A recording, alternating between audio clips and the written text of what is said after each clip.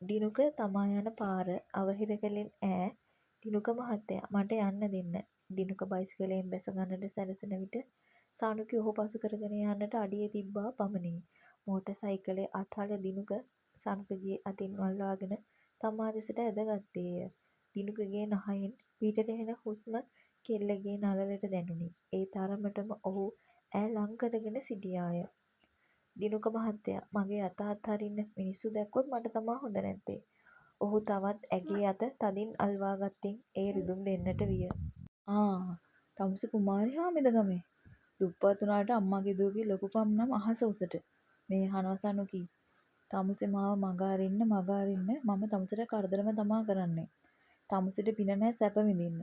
සනුකි තම අත කරකවමින් ඒ මුදා ගැනීමට උත්සාහ කරන්නේ කොපමණද ඒ තරම් ඔහු එය තදින් අල්වා ගයි. අනේ දිනුක මහත්තයා මගේ අත හොඳටම රිදෙනවා. ඇයි මෙහෙම කරදර කරන්නේ? අපි දුප්පත් මිනිස්සු මහත්තයා.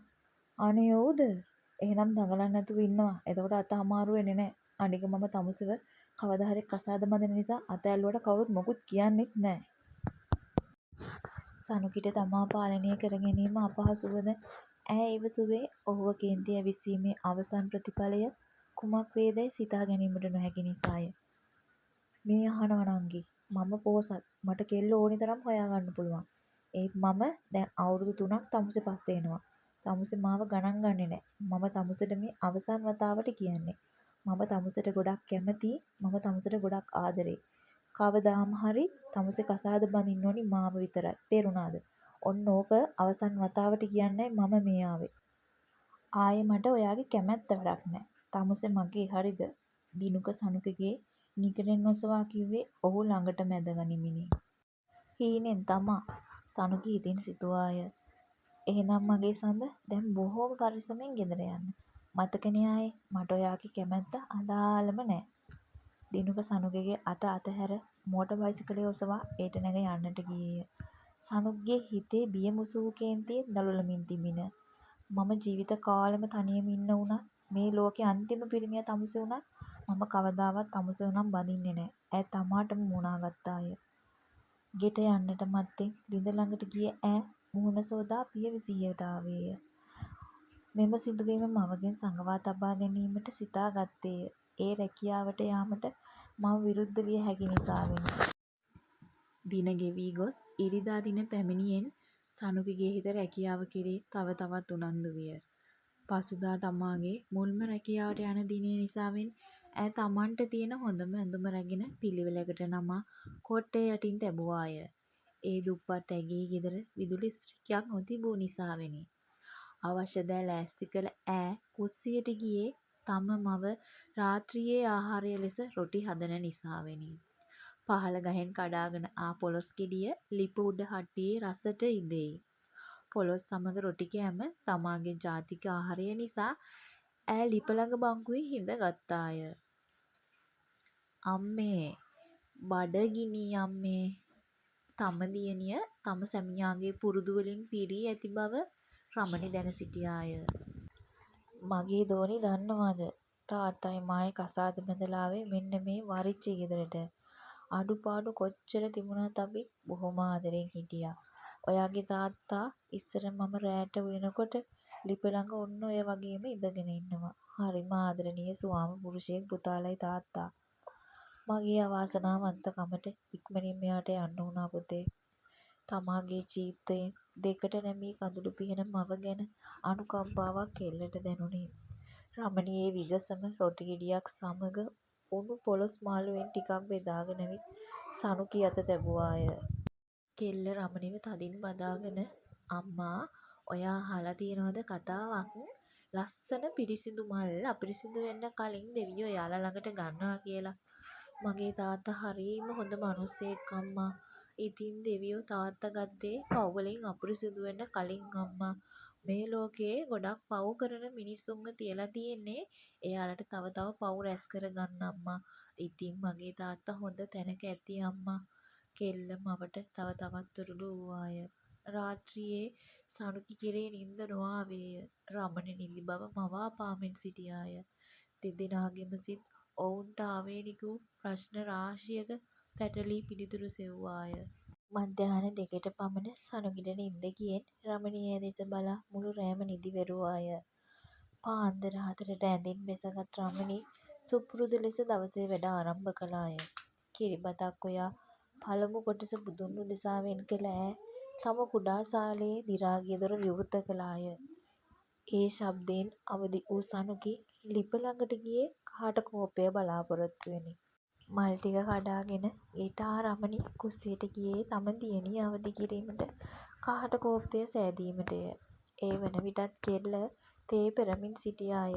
පුතේ ඔයා ඇහැරුණාද? සිනා මුසු මුහුණින් කහට එක තම මවට දිගු කළ ඈ අම්මේ ඔයා අද ඉඳන් වෙනස් වෙන්න ඕනි හරිද? මම අද ඉඳන් උදේ කෑම හදන්නම්. මගේ අම්මා හොඳ අම්මා වගේ මගේ ළඟට වෙලා ඉන්න ඕනි. හා හොඳට හිටි වැඩට ගිහින් නිදාගන්න තමයි වෙන්නේ. මහ පාන්දර ඇහැරන් උයන් නැගියොත් රමණී කිසිදාක තම දියණියේ කුස්සියවලට ආදා ගැනීමට අකමැති විය. ඒ ඇයට තිබෙනා සෙනෙහස නිසාවෙනි. නමුත් මේ වන විටත් සනුකී ගේ දොර වැඩ හැම දෙයක්ම පාහේ අර පිරිමැස්මේ පිළිවෙලට කරන්න හුරුව සිටියාය. කෙල්ල තම මවට හොරෙන් ළිඳ ළඟට ගියේ නාගන්නටය. ගමින් 7ට යන බසයට ගොඩවන්න නම් ගෙදරින් 6:30 වන විටවත් පාරට යා යුතු නිසාවෙන් තම දියණිය පරක්කු කුමක් නිසාදැයි බලන්නට රමණී පිළිකන්න පැත්තෙන් ළිඳ දෙසට ගියත් තම දියණිය එහි නොමැති නිසා කලබල වූ ඈ පුතේ පුතේ මයෙදුව කොහෙද ළමයෝ ඔයා? අම්මා මම කාමරේ. ඈ කෙල්ලේ පිස්සුද මේ මහ පාන්දරම වතුරත් එක්ක ඔට්ටු උනේ? නෑ අම්මා හවස නාන්න බැරි නිසායි උදේම නෑවේ. දැන් පුතේ ඔය කොණ්ඩේ වේලෙන්නේ නෑනේ. පැය 2-3ක් යනකල්. අනේ මන්දා දරුවෝ කෝ මෙහෙ එන්න. තම දියණියගේ හිස තම ලයට ලං කරගෙන පිස දැම්මාය. මයි දෝනී අම්මා කියන දේවල් හිතට ගන්න. මයි පුතා අවංකව වැඩ කරන්න. ඕනවට වඩා කාවත් විශ්වාස කරන්න එපා. කෑම ටික වෙලාවට කන්න ඕන. බස් එක ළඟට අම්මා එන්නම්. එතකන් ඉන්න ඕන හොඳද? කිසිම බාහිර පිරිමියෙක් එක්කන් කතාවට යන්න එපා හොඳද? ඔයාව පරිස්සම් කරගන්න මයි පුතේ. හරි අම්මා. මම මගේ අම්මා කියපු දේවල් ඒ විදිහටම පිළිපදිනවා. මම අම්මට පොරොන්දු වෙනවා. සනුකි රමණීගේ කම්බුල් අල්ලා දෙපැත්තට වැනීය. හරි හරි හොඳ කෙල්ල තම දියණිය සිපගත් රමණී ඔයා ලෑස්ති වෙලා බුදුන්ට වඳින්න එන්න පුතේ කියාගෙනම කාමරයෙන් එළියට ගියාය. ලා රෝස පැහැ දිග සායත් ක්‍රීම් පාටට හුරු බ්ලවුසයක් ඇඳගත් සනුකී කොණ්ඩය කඩා දමා කටුවක් ගසා ගත්තාය. පවුඩර් ටිකක් ගල්වා ගත් අවශ්‍ය දේ රැගෙන කාමරයෙන් පිටට ආවේ තමාගේ මුල්ම රැකියාවට යාමටය. තම දියණිය දුටු රමණට සිතුනේම ඈ දුප්පත් ගෙදරට දේවතාවියක් කියාය. බුදුන් වැඳ තම මවට වැඳ ඈ සිපගත් සනුකී අම්මා මම එහෙනම් ගිහින් එන්නම්. අම්මගේ දුව කවදාවත් අම්මට තාත්තට වරදක් කරන්නේ නෑ. මම පොරොන්දු වෙනවා අම්මා. ඈ උගුර අල්වාගෙන මවට දිවුරුම් දුන්නාය. මයි දෝනිට කවදාවත් වරදින්නේ නෑ පුතේ. සිත්සේ සම එකම වස්තුව දැකගත් රමණී ඈව සිපගෙන තුඩු කරගත්තාය. තමා මව කූ දින ඈට සිහිවිය. ඒ කිරි සුවඳ මතක් විය. තම සැමියා සිටියානම් ඇගේ සිත කෑමොර දුන්නාය. නිවසේ දොර වසා දැමූ රමණී කඩුල්ල පන තම දියණිය නවතා පුතේ ඔයාට ඔය රස්සාව කරන්නම ඕනෙද පුතේ? මට තව හයිය තියෙනවා පුතේ. සනුකි බොහෝම ආදරයෙන් තම මවගේ අත අල්ලාගෙන අම්මා අපි ඉස්සරහට ලස්සනට ඉමු. මම මගේ අම්මාව හරි ලස්සනට බලා ගන්නවා. ඉතින් අම්මා මට මේ හැම දේම කරන්න මේක කරන්න ඕන අම්මා. අපි යමු දැන්. බස් එකේ ආවි. හාද? හරි මයමෙනික අම්මට පොරොන්දු වෙන්න පරිස්සම් වෙනවා කියලා. හරි අම්මා. මම පොරොන්දු වෙනවා මගේ අම්මට. බසයට තම දියණිය ඇරලූ රමණී කෙලින්ම ගියේ ප්‍රේමලතාගේ නිවසටය. ගුඩ් මෝනින් ගුඩ් මෝනින් හැම දෙනාම දවස වෙනුවෙන් එකිනෙකාට සුබ පැතූහ. තමා දෙස අමුතුවට බලන කිහිප දෙනෙකු සනුකගේ ඇස ගැටුණි. අද වැඩට ආපු 3 දෙනා පිළිගැනීමේ කුටිය අසල පුටුවේ ඉඳගෙන ඉන්න කතා කරනකල් ගුඩ් මෝනින් සනුකි ඔයාට නම් සෑහෙනකල් ඉන්න වෙනවා. එතකොට අපි අනික් දෙදෙනාම ඇසුවෙන් ඔයාලව ගන්න මිස් කෙනෙක් එවි. ඒ මිස් එක්කන් යන්න. හොඳට වැඩ ටික කරන්න එහෙනම් 3 දෙනාටම ගුඩ් ලක්. සර් ඔයා ප්‍රයිවට් එකේ ගන්නෙ. ඒක ගෑනු ළමයෙකු නොරිසුම් බැල්මකින් ඇසීය.